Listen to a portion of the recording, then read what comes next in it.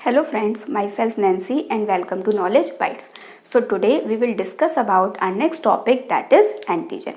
In today's class we have to study about the antigen and its origin and its types. So antigens basically क्या हैं? Antigens are some molecules, that means ये कुछ type के molecules हैं which are capable of inducing immune response.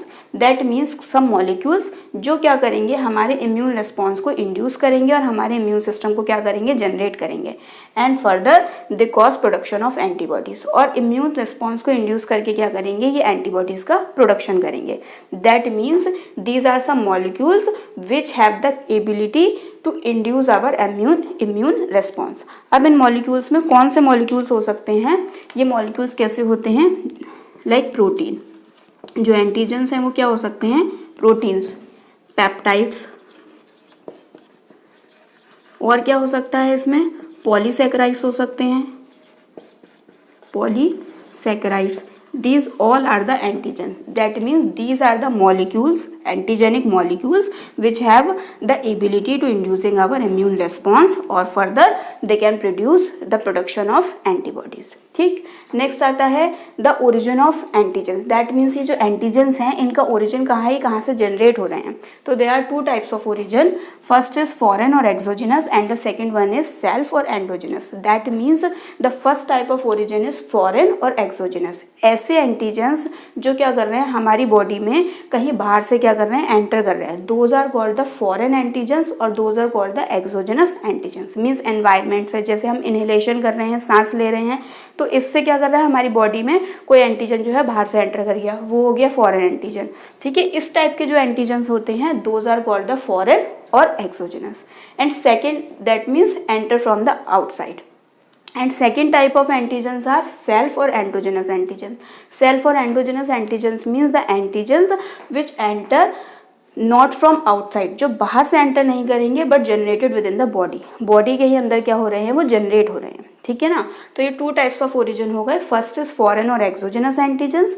That means those come from the outside, बाहर के environment से हमारी बॉडी के अंदर एंटर कर रहे हैं और एंटर होने के बाद क्या कर रहे हैं, इम्यून रिस्पॉन्स को इंड्यूस करके एंटीबॉडीज का फर्दर प्रोडक्शन कर रहे हैं. And second type of origin is self or endogenous. That means these are not enter from the outside. वो बाहर से नहीं आ रहे हैं, क्या हो रहे हैं, generated with in the body, हमारी बॉडी के अंदर ही जनरेट हो रहे हैं. क्लियर. नेक्स्ट आता है आपका types of antigen. That means antigen जो होते हैं उनके टाइप्स. तो basically they are of two types, incomplete or partial antigen, and the second one is complete antigen.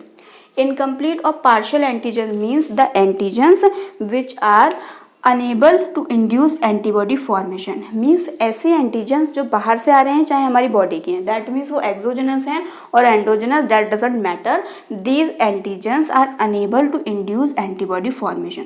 But ये जो एंटीजन्स हैं ये क्या करेंगे, ये अनेबल हैं to induce antibody formation. Means ये बॉडी में हमारी क्या करेंगे, एंटीबॉडीज़ का फॉर्मेशन नहीं कर सकते. मीन्स ये एंटीजन तो हैं बट इनमें इतनी एबिलिटी नहीं है, ये इतने कैपेबल नहीं है कि ये क्या कर सकें, एंटीबॉडीज़ बॉडी के अंदर बना सकें. सो एक और टर्म आती है, that is called the hapten. That is most important word, hapten. तो हैप्टेन्स आर द इनकम्प्लीट और द पार्शियल एंटीजन्स. मीन्स ऐसे एंटीजन्स जो क्या है, अनेबल हैं टू इंड्यूस एंटीबॉडी फॉर्मेशन, जो एंटीबॉडीज़ का फॉर्मेशन नहीं कर सकते हैं, those are called the haptens. ठीक. सेकेंड टाइप के एंटीजेंस आते हैं complete antigens. Complete antigens are the antigens which are able to induce antibody formation. That means जो क्या है, एबल हैं, मीन्स जिसमें इतनी कैपेबिलिटी है. ऐसे समझ लीजिए ये वीक हो गए, ये स्ट्रॉन्ग हो गए. अब वीक एंटीजन है तो वीक एंटीजन में इतनी कैपेबिलिटी नहीं है तो वो क्या कर सकें कि हमारे इम्यून रिस्पॉन्स को इंड्यूस कर सकें और हमारे एंटीबॉडीज़ को फॉर्मेशन कर सकें. बट जो कंप्लीट एंटीजेंस हैं दीज आर स्ट्रॉन्ग. ये क्या है, स्ट्रॉन्ग हैं, इनमें इतनी पावर है कि ये क्या करेंगे, जब बॉडी में एंटर कर रहे हैं तो क्या करेंगे, ये हमारे एंटीबॉडी फॉर्मेशन को इंड्यूस कर सकेंगे. दैट मीन्स इम्यून सिस्टम को इंड्यूस करके एंटीबॉडी का फॉर्मेशन करेंगे. So these are the two types basically of antigen, incomplete or partial antigen first, and the second is complete antigen. और इनकम्प्लीट और पार्शियल एंटीजन को ही हम क्या बोलेंगे, hapten. That is the most important term, hapten. So haptens are the partial antigen. अब ये जो incomplete antigens हैं, दीज इनकम्प्लीट एंटीजन्स, ये इनकम्प्लीट एंटीजन्स कैसे कंप्लीट एंटीजन्स बनेंगे, दैट मीन्स ये इनकम्प्लीट एंटीजन्स में ऐसा क्या ऐड ऑन हो जाए, यानी कि क्या और आके जुड़ जाए कि ये जो है कंप्लीट एंटीजन बन जाए और एंटीबॉडीज़ का प्रोडक्शन करने लगे। तो ये आप समझ लो कि ये क्या है आपका, ये जो है ये दिस इज कॉल्ड एंटीजन। ये क्या है हमारा एक एंटीजन है, ठीक। अब ये एंटीजन जो है एक इनकम्प्लीट एंटीजन है, दैट मीन्स ये एंटीबॉडी का फॉर्मेशन बॉडी के अंदर नहीं कर रहा है।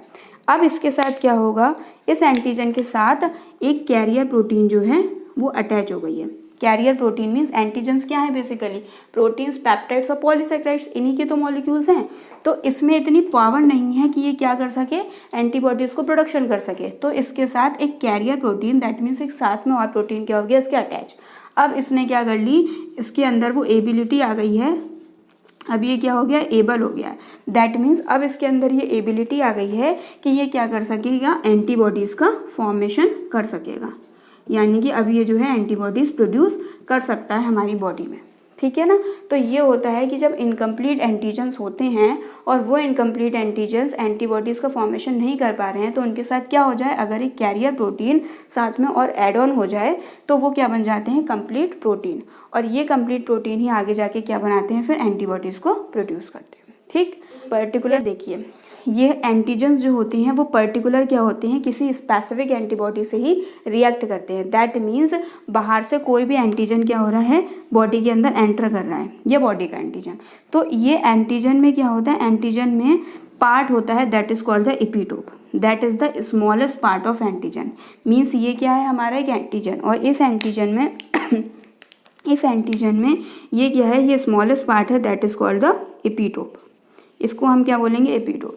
ये कैसे होते हैं, स्पेसिफिक होते हैं। स्पेसिफिक मीन्स ये एपिटोप ही क्या करेगा, फिर एंटीबॉडी से जाकर बाइंड करेगा। अब यहाँ पर हमने बना लिए एंटीबॉडी। एंटीबॉडी का स्ट्रक्चर कुछ इस तरीके का होता है, वाई शेप का। ये बना लिया आपने क्या, एंटीबॉडी। इस एंटीबॉडी पर भी एक स्ट्रक्चर प्रेजेंट है that is called the paratope. इस एंटीजन पर क्या, एंटीबॉडी पर क्या प्रेजेंट है, एक स्ट्रक्चर प्रेजेंट है that is called the paratope. That means ये एक पर्टिकुलर एंटीजन, और इस पर्टिकुलर एंटीजन पर एक स्मॉलेस्ट पार्ट प्रेजेंट है, epitope, and this is the antibody. इस एंटीबॉडी पर एक स्मॉलेस्ट पार्ट प्रेजेंट है that is called the paratope. तो अब ये जो एंटीजन का एपिटोप वाला पार्ट और एंटीबॉडी का पैराटोप वाला पार्ट, ये क्या होते हैं, आपस में रिएक्ट करते हैं स्पेसिफिकली। दैट मीन्स ये क्या होते हैं, स्पेसिफिक होते हैं। ये पर्टिकुलर एपिटोप और पर्टिकुलर पैराटोप क्या है, आपस में स्पेसिफिक है। दैट मीन्स पर्टिकुलर एंटीजन के लिए वो पर्टिकुलर एंटीबॉडी का एपिटोप जो है, एपिटोप और पैराटोप ही बाइंड करेगा। तो ये आपस में क्या कर लेते हैं, बाइंड कर लेते हैं, और बाइंड करने की ये जो एबिलिटी होती है दैट इज कॉल्ड, इस टर्म को हम क्या बोलेंगे, एंटीजेनिसिटी। दैट मीन्स कोई एंटीजन है वो क्या कर रहा है, रिएक्ट कर रहा है किसी स्पेसिफिक एंटीबॉडी के साथ, तब आप इस टर्म को क्या बोलेंगे, एंटीजेनिसिटी। और ये स्पेसिफिक कैसे होती है, क्योंकि जो एंटीजन होता है उस पर एक पार्ट होता है एपिटोप, और जो एंटीबॉडी होती है उस एंटीबॉडी पर पार्ट होता है पैराटोप। ये दोनों क्या होते हैं, स्पेसिफिक होते हैं। मीन्स एक पर्टिकुलर एंटीजन के एपिटोप के लिए एक पर्टिकुलर एंटीबॉडी का जो पैराटोप होगा वही क्या करेगा, रिस्पॉन्स करेगा, और फिर क्या करेंगे, आपस में रिएक्शन करके, इंट्रैक्शन करके ये क्या कर लेंगे, एक दूसरे से बाइंड कर लेंगे, और एंटीजन को जो है एंटीबॉडी क्या कर देगी, किल कर देगी। तो इस तरीके से ये प्रोसेस चलती है, और इसी को हम क्या बोलते हैं, इसी टर्म को हम बोलते हैं एंटीजेनेसिटी। ठीक ठीक, होप आपको टॉपिक समझ आ गया होगा। अगर आपको वीडियो थोड़ी भी नॉलेजेबल लगी हो तो प्लीज़ वीडियो को लाइक और शेयर कीजिएगा, और अगर अभी तक आपने हमारे चैनल को सब्सक्राइब नहीं किया है तो प्लीज़ चैनल को सब्सक्राइब कीजिएगा। सीखते रहिए, पढ़ते रहिए।